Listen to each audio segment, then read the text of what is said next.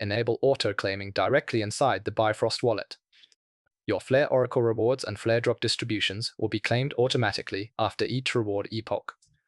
This feature is available for a small fee. Make sure your Flare is wrapped and delegated before enabling auto-claiming. Let's go through the setup step by step. You might see a notification in the upper right corner. This is a shortcut. If no notification appears, tap Flare or Wrapped Flare. Tap the context menu in the upper right. Select Delegate.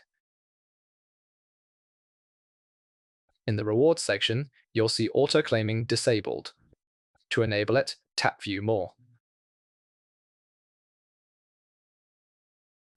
Toggle the switch. Review all transaction details before confirming.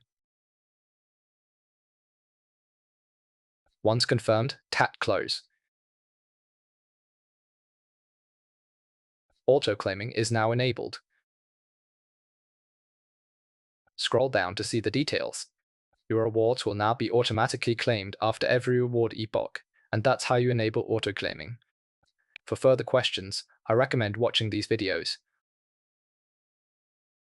You can also contact us by visiting support.bifrostwallet.com and tapping the chat window on the lower right. For more tutorials, subscribe and stay up to date on new releases.